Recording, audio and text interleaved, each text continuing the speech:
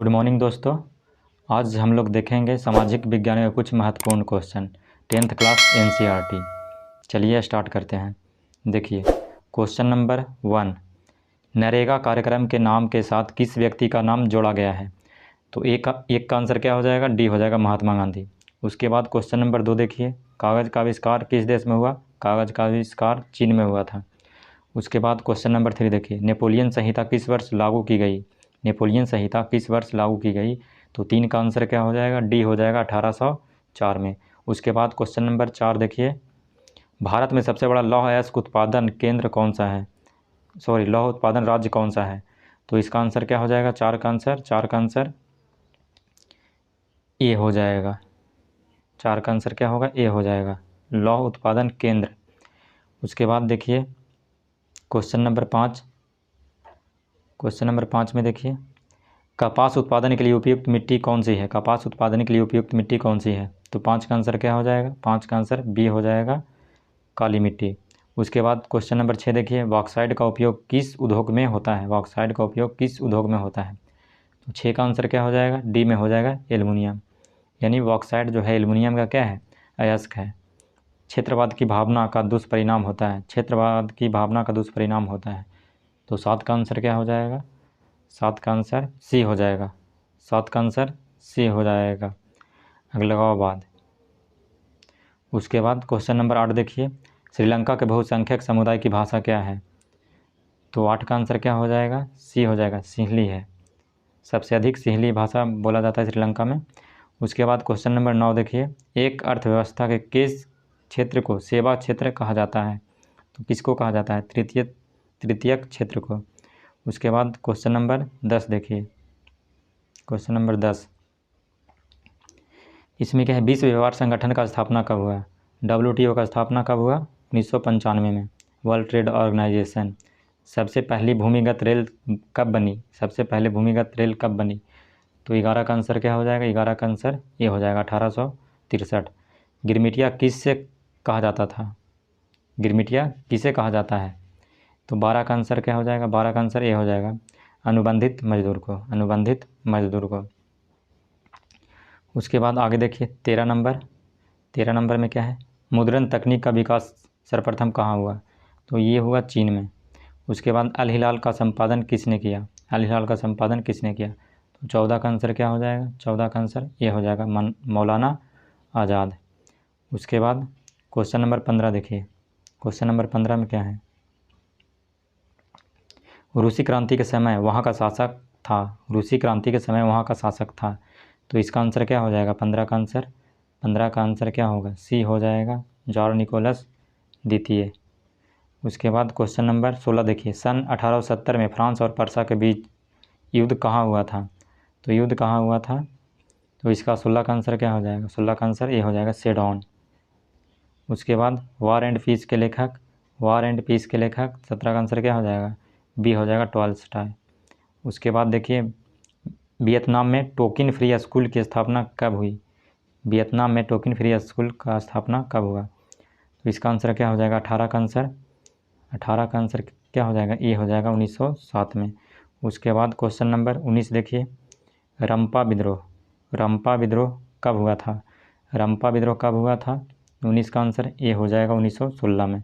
उसके बाद आगे देखिए, जमशेद जी टाटा ने Tata iron and steel company की स्थापना कब की? तो इसका आंसर बी हो जाएगा, 1907 में। मरुस्थलीय मृदा का विस्तार निम्न में से कहाँ है? मरुस्थलीय मृदा का विस्तार निम्न में से कहाँ है? तो इसका आंसर क्या हो जाएगा? बी हो जाएगा, राजस्थान। उसके बाद आगे देखिए, देश के बांधों को किसने भारत का मंदिर कहा? देश के बांधों को किसने भारत का मंदिर कहा? तो इसका आंसर क्या हो जाएगा? Pandit Jawaharlal Nehru, D answer.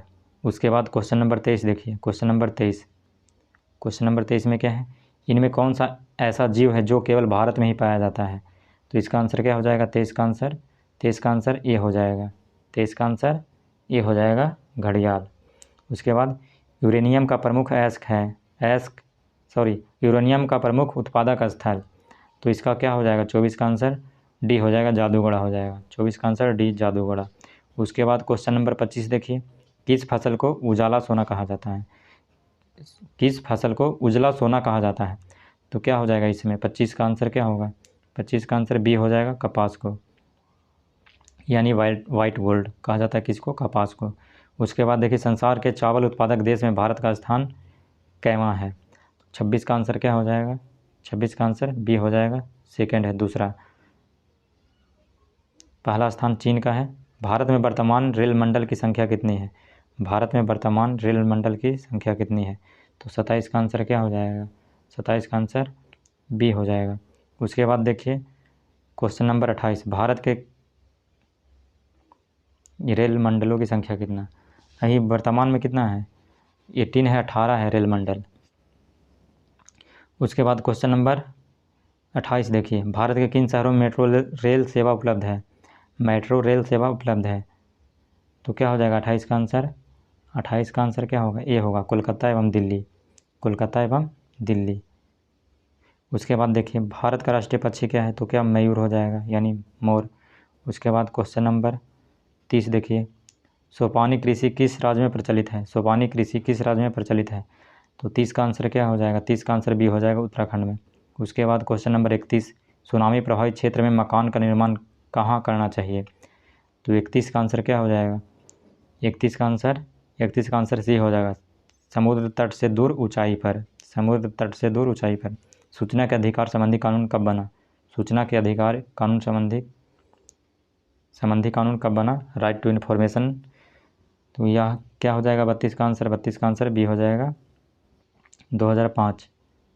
उसके बाद क्वेश्चन नंबर 33 देखिए, निम्नलिखित में से किसे लोकतंत्र का प्राण माना जाता है, लोकतंत्र का प्राण माना जाता है, तो क्या हो जाएगा इसका आंसर 33 का क्या हो जाएगा, डी हो जाएगा, लोकतंत्र का प्राण माना जाता है, तो आंसर इसका डी हो जाएगा, राजनीतिक दल हो जाएगा। उसके बाद क्वेश्चन नंबर 34 देखिए, क्वेश्चन नंबर 34, निम्नलिखित में कौन राष्ट्रीय दल नहीं है, कौन राष्ट्रीय दल नहीं है, तो इसमें क्या हो जाएगा आंसर, इसका आंसर 34 का आंसर सी हो जाएगा, लोक जनशक्ति पार्टी, ये राष्ट्रीय पार्टी नहीं है, बाकी तीनों क्या है, राष्ट्रीय पार्टी है। उसके बाद क्वेश्चन नंबर 35 देखिए, भारत में किस तरह के लोकतंत्र की व्यवस्था की गई है, किस तरह के लोकतंत्र की व्यवस्था की गई है, तो 35 का आंसर क्या हो जाएगा, 35 का आंसर बी हो जाएगा, अप्रत्यक्ष, 35 का बी। उसके बाद देखिए क्वेश्चन नंबर 36, गठबंधन सरकार की पकड़ प्रशासन पर होती है, तो कैसी पकड़ होती है, 36 का आंसर क्या हो जाएगा इसमें, 36 का बी हो जाएगा, ढीली पकड़ होती है। उसके बाद देखिए गठबंधन की सरकार बनाने की संभावना किस प्रकार की दलीय व्यवस्था में होती है, तो क्या हो जाएगा इसमें, 37 का आंसर सी हो जाएगा, बहुदलीय सदस्य में, बहुदलीय व्यवस्था में। उसके बाद देखिए क्वेश्चन नंबर 38, भारत में 1977 में हुए आम चुनाव में किस पार्टी को बहुमत मिला, तो 38 का आंसर क्या हो जाएगा, 38 का आंसर बी हो जाएगा, जनता पार्टी, मोरारजी देसाई के नेतृत्व में। उसके बाद देखिए भारत का केंद्रीय बैंक कौन है, भारत का केंद्रीय बैंक कौन है, तो क्या हो जाएगा, आरबीआई हो जाएगा, ये आंसर हो जाएगा, रिजर्व बैंक ऑफ इंडिया। 40 में देखिए संचार का सबसे लोकप्रिय साधन है, संचार का सबसे लोकप्रिय साधन है, तो इसका क्या आंसर हो जाएगा 40 का आंसर ये हो जाएगा, सार्वजनिक टेलीफोन। उसके बाद देखिए क्वेश्चन नंबर 41, उपभोक्ता संरक्षण अधिनियम की घोषणा कब हुई, उपभोक्ता संरक्षण अधिनियम की घोषणा कब हुई, तो 41 का आंसर ए हो जाएगा, 1986 में। आधुनिक युग के प्रगति का श्रेय मुद्रा को ही है, यह कथन है, तो 42 का आंसर क्या हो जाएगा, ए हो जाएगा, मार्शल का।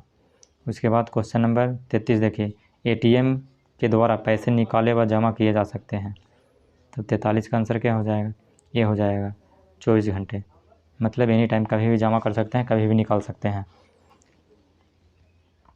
उसके बाद देखिए क्वेश्चन नंबर 44, आउटसोर्सिंग का सर्वप्रमुख क्षेत्र है, आउटसोर्सिंग का सर्वप्रमुख क्षेत्र है, तो 44 का आंसर क्या हो जाएगा, 44 का आंसर ए हो जाएगा, भारत हो जाएगा। उसके बाद क्वेश्चन नंबर 45 देखिए, क्वेश्चन नंबर 45, ISI चिन्ह अंकित है, ISI चिन्ह अंकित है, मतलब कितने उत्पाद पे ISI चिन्ह अंकित है, तो 45 का आंसर क्या हो जाएगा, 45 का आंसर ए हो जाएगा, लगभग 1500 उत्पादों पे ISI मार्क है, यानी क्वालिटी को प्रदर्शित करता है ISI मार्क।